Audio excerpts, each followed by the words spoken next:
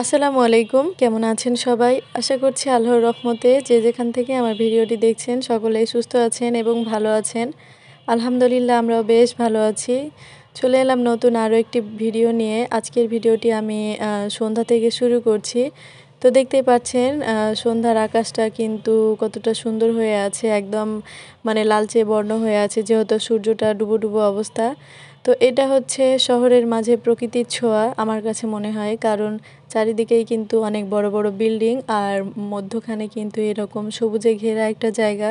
তো দেখতেই পাচ্ছেন এখানে কিন্তু অনেক লোক আসে, বিশেষ করে এখানে ফ্যামিলি নিয়ে বেশি আসে, ছোট বাচ্চা, যেহেতু এটা একদমই নিরিবিলি শহরের মাঝে। তো সবাই কিন্তু এরকমই আর কি বাচ্চাদের নিয়ে আসে, খেলাধুলা করে।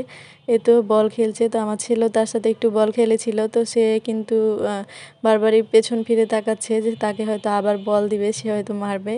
তো যাই হোক, এই তো আমরা ওই দিক থেকে ঘুরে এসে এটা হচ্ছে তার পরের দিন সকালে। তো সকালে আমরা এখানে পরোটা বানিয়েছিলাম, সে সাথে মাংস ছিল গতদিনের, আর ফ্রিজে আম ছিল, তো সে আম কেটেছিলাম, আর আমার হাতের বানানো রসমালাই। তো আমার হাতে বানানো রসমালাইটা কিন্তু আমার ছেলে আমার হাজব্যান্ড দুজনেই কিন্তু অনেক বেশি পছন্দ করে, আমি কিন্তু প্রায়ই বানাই। তো সেই রেসিপিটাও তো আপনাদের সাথে শেয়ার করা আছে। তো যাই হোক, এটা কিন্তু দুপুরে রান্না করছিলাম। তো এখানে দুপুরে দেশি মুরগি রান্না করেছিলাম আলু দিয়ে, আর আস্ত রসুন দিয়ে দেশি মুরগিটা রান্না করেছিলাম। তো আজকে কিন্তু আমি তেমন কিছু রান্না করব না, শুধু মাংসটা রান্না করব আর একটু ডাল রান্না করব, এই তো। আর যেহেতু আমাদের সামনে ফ্যামিলি ডে, মানে আমাদের পরিবার নিয়ে আর কি, আমার হাজব্যান্ডের যেখানে জব করে সেখান থেকে আর কি একটা পিকনিক আছে, তো সেজন্য আর কি কিছু কেনাকাটা করতে যাব। তো এই তো রান্নাবান্না শেষ করে খাওয়া দাওয়া করে কিন্তু দুপুরের দিকে আমরা এসেছি। এই সময়ে আসলে তেমন একটা ভিড় থাকে না, আর আমার হাজব্যান্ডেরও এই সময়টাতে একটু ফ্রি থাকে, তো এই জন্য আর কি আমরা এসেছিলাম। তো যারা ঢাকার মধ্যে থাকেন তারা হয়তো এটা নাম জানেন, এটা হচ্ছে খিলগাঁও তালতলা মার্কেট। তো এটা অনেক বেশি পরিচিত একটা মার্কেট। তো যদিও আমি এখানে ফার্স্ট টাইম এসেছি, আমাদের কিন্তু সবসময় নিউ মার্কেট বা মৌচাক মার্কেট থেকে বেশি শপিংটা করা হয়। তো এবার ভাবলাম যে একটু কাছে থেকে ঘুরে আসি, তো এই জন্য আর কি এই মার্কেটে গিয়েছিলাম। তো এটাও কিন্তু অনেক বড় মার্কেট, এখানেও কিন্তু সব ধরনের জিনিসই পাওয়া যায়, যথেষ্ট সুন্দর। এবার তো আমি প্ল্যান করেছি যে সামনে ঈদের মার্কেটটা আমরা এখান থেকেই করব, কারণ এখানে অনেক সুন্দর সুন্দর জিনিস ছিল। তো এই তো এখানে আমার ছেলের জন্য নিয়েছি। তো যেহেতু শীত পড়ে গিয়েছে আর আমাদের রওনা দিতে হবে একদমই সকাল সকালে, মানে 7টার দিকে আর কি আমাদের রওনা দিতে হবে। তো সে সময় তো হালকা শীত পড়বে, এই জন্য আমার ছেলের জন্য আর কি একটু বড় হাতের আর এই তো ট্রাউজারগুলো নিয়েছি। তো আমার কাছে কিন্তু বেশ ভালোই লেগেছে, দুইটা কালার কিন্তু তার তেমন একটা পরা হয়নি। তো ভাবলাম যে এবার এগুলো কালার নেই, আর বাচ্চাদের তো একটু কালারফুল হলেই বেশি ভালো লাগে।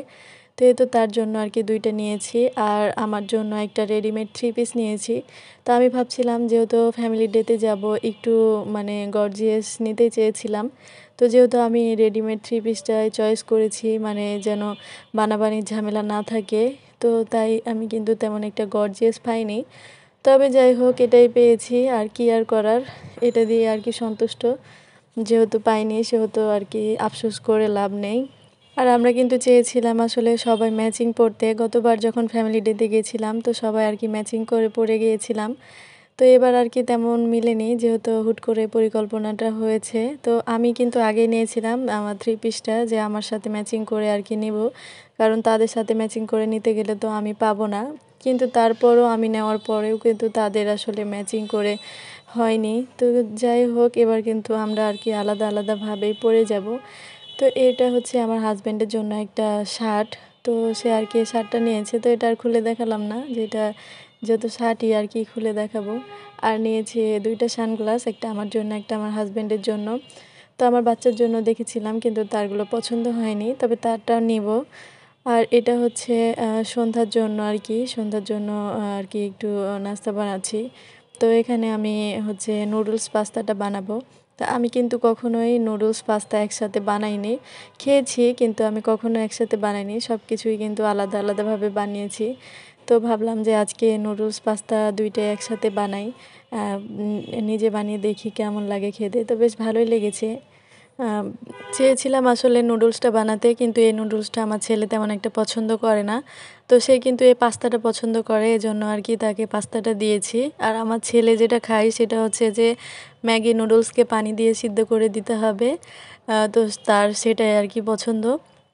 তো যাই হোক, এটা কিন্তু এভাবে রান্না করলে সে কিন্তু পাস্তাটা খায়, আর নুডলসটা কিন্তু খায় না। এজন্য তার জন্য আরকি এখানে পাস্তাটা দেওয়া হয়েছে।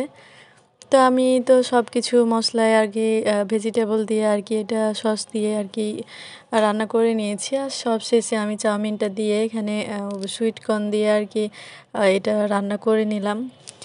তো এই তো খুবই সিম্পলভাবে আরকি রান্না করে নিয়েছি। আর নুডলস, পাস্তা, চাউমিন সবকিছুর রেসিপি তো দেওয়া আছে। এজন্য আরকি আলাদা করে বললাম না যে এখানে কি দিয়েছি। আর এই তো আমার পাস্তাটা রান্না হয়ে গিয়েছে। তো আমরা ৩ জনের জন্য আরকি নিয়ে নিয়েছি। তো এই তো ৩ জনের বাটি, আর আমার ছেলের জন্য তো বড় বাটিতে নিয়েছি। তো যাই হোক, আজকের ভিডিওটি এ পর্যন্তই। সকলেই ভালো থাকবেন, সুস্থ থাকবেন। আল্লাহ হাফেজ।